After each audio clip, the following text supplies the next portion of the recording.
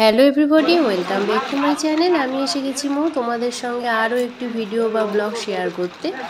আর এটা হলো দুপুরবেলা খাওয়া দাওয়া করে আমি বেরিয়ে পড়েছি।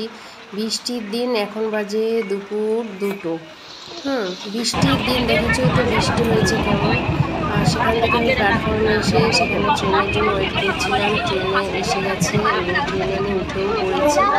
আমি বনগাঁ লাইনে থাকি, তোমাদের আগেই বলেছি। আর ওই বনগাঁ লাইন ধরে আমার বাপের বাড়ি যেতে হয়। মানে আমার বাপের বাড়ির থেকে আমার শ্বশুরবাড়ি কলকাতার একটু কাছাকাছি, আর বাপের বাড়িটা একটু দূরে, কিন্তু একই লাইনে বাড়ি। দেখো ট্রেনটা দুপুরবেলা যেহেতু ফাঁকাই আছে। আমি তা চলে এসেছি প্ল্যাটফর্মে, বাপের বাড়ি যেই জায়গা সেই প্ল্যাটফর্মে চলে এসেছি। আর ট্রেন থেকে নেমে গেছি, কিন্তু এখানে বৃষ্টি হচ্ছে, তাই ছেলেকে বললাম ছাতাটা ছাতাটা নিয়ে যাবো। আর এইদিকে দেখো প্ল্যাটফর্মের সঙ্গে যে টোটো বা অটো স্ট্যান্ড আছে, সেখানে মঙ্গলবার বিশ্বকর্মা পুজো, মানে আগামীকাল, তার জন্য এখানে কিছু ঠাকুরও বিক্রি হচ্ছে আর এই প্যান্ডেলটাও করা হয়ে গেছে। সেখান থেকে হেঁটে আমরা চলে আসলাম। এটা আমার বাপের বাড়ির গলির সামনের রাস্তা। এই যে এইটা হলো আমার বাপের বাড়ি। তা আমার ছেলে আগে পৌঁছে গেছে, তো গিয়ে ও তো বদমাইশের গাছ, আর কি বলবো। তা ও গিয়ে করছে, তা দিদা বলছে বাজাস না, ভেতর দিয়ে সাড়া দিচ্ছে, কারণ পুচকিটা ঘুমাচ্ছে, উঠে গেলে আবার মুশকিল। আর ওইদিকে তো আমার মেয়ে আর আমার বড় ভাই বউ স্প্লানেট গেছে কিছু কেনাকাটা করতে পুজো। আর আমি সেই থ্রুতে বাপের বাড়ি এসেছি। আমার যেহেতু তোমাদের আগেই বলেছি যে আমার একটা কিডনিতে একটা সিস্ট হয়েছে, আমি একটা হোমিওপ্যাথি ডাক্তার দেখাইছি, ডাক্তারটা দেখানোর উদ্দেশ্য আর যা পুজো কেনাকাটা করেছি বাপের বাড়ির লোকজনদের জন্য সেগুলো দিতে এসেছি। আর এই তারপরে বিকালবেলার দিকে এই পুচকিটা দেখো। আর আমার ছেলে ঘুড়ি ওড়াতে এসেছে, ওর মামা নাকি ঘুড়ি ওড়াচ্ছিল, কিন্তু বন্ধ করে দিয়েছে ঘুড়ি ওড়ানো। আর আকাশে দেখো মেঘও আছে, দেখেছো কালো হয়ে রয়েছে আকাশে মেঘ।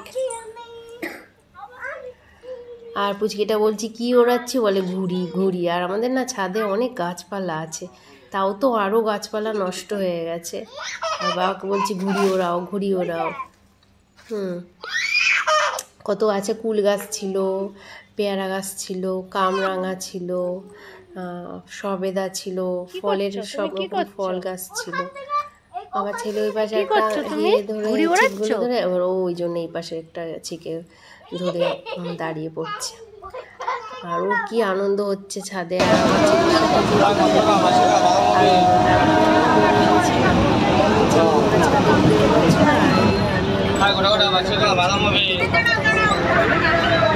ওইখান থেকে আবার ট্রেনে উঠে গেছি। এটা আরও একটু দূরে। তার ট্রেনে যেহেতু রবিবার ছিল, তার ট্রেনে একটু ফাঁকাই ছিল, না একটু জানো তো বড় ট্রেনে কত ভিড় হয়। তা আমরা চলে এসেছি অশোকনগরে। তা অশোকনগর প্ল্যাটফর্মে নেমে একটু ফল নিয়েছিলাম, এই আপেল আর কি নিলাম যেন, মৌসুমি লেবু, না মৌসুমি না, কি একটা কিনেছিলাম মনে পড়ছে না। সেখান থেকে নেমে এই হাই রোড ধরে হেঁটে একটা এই যে গলিতে ঢুকতে হয়, এই গলিটায় কিছুটা গিয়ে ডাক্তারের বাড়ি। দেখো আমরা হেঁটে হেঁটে চলেও এসেছি। এই যে ডাক্তারের বাড়ি, অন্ধকারে তো এই রাত হয়ে এসছে, মানে এখন তো যত এই দিন ছোট হয়ে আসছে, এখন সন্ধ্যা 6টা বাজলেই অন্ধকার হয়ে যায়, কিন্তু এখনও 7টাই বাজিনি। তাই জন্য অনেক রাত। এই ডাক্তারের বাড়িটা বিশাল বড়, 3তলা বাড়ি। ওনার নিচতলাটা হলো পেশেন্টদের দেখার জন্য, মানে চেম্বার, পাশে ওষুধের এই যে দেখো আমরা মাকে বললাম, বলে একটু রাতে যাওয়াই ভালো। আর এসে দেখেছি কি কত লোকজন হয়ে গেছে। এই যে এখান থেকে ওষুধ দেওয়া হয়। তাই দিদিটা আমাকে জিজ্ঞাসা করছিল কি করছো, আমি এমনি ভিডিও ব্লগে আমি ছাড়বো তাই ভিডিও বানাচ্ছি। তা যাই হোক, এখান থেকে আমাদের নাম লেখানো হয়ে গেছে, আমাদের মনে হয় 5-6 নাম্বার হয়েছে, তাই আমরা ওয়েট করছিলাম। আর এইদিকে ওষুধ নিতে না এই কাউন্টারেই আসতে হয়। তা এখান থেকে ওষুধ নিয়ে বলছিলাম যে এই ওষুধ এতদিন থাকে, কী কী ওষুধ দিচ্ছিল সেটার জন্য দেবে, মানে সেরকমই আর একটু কথা বলছিলাম। তা সেখান থেকে আমাদের বলেছিল কি ভেতরে গিয়ে বসতে। তা এখান থেকে ভেতরে গিয়ে বসেছিলাম, যেখানে ডাক্তারবাবু বসে। তা ভেতরে ডেকেছে বলে ওইখান থেকে ব্যাগপত্র নিয়ে এই যে ভেতরে এসে বসে পড়েছে। ভেতরে দুজন মানে ডাক্তারের চেম্বারে ওই যে দুজন পেশেন্ট আছে, আর ওই দুজন বেরোলে কিন্তু ওই দুজন এতক্ষণ ধরে কথা বলছিল আর ভাল লাগছিল না। এদিকে বদমাসটাকে তো বাপের বাড়ি রেখে এসেছি, ওর মাও নেই, পুচকিটা রয়েছে, পুচকিটার বাবা রয়েছে, কি জ্বালাচ্ছে, এদিকে ফোন করছে কখন আসবা। যাই হোক, এখান থেকে আমাদের কাজকর্ম মিটে গেছে, ডাক্তার দেখানো হয়ে গেছে আমার আর মার। এখান থেকে আমরা বেরিয়ে পড়েছি, আবার সেই রাস্তা ধরেই যেতে হবে।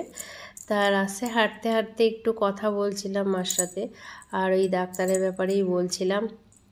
তা দেখি অন্তত 4-5 মাস ওষুধটা খাই, তারপরে ইউএসজি করে দেখব যে আমার সিস্টটা বেড়েছে না কমেছে বা পুরো সেরে গেছে।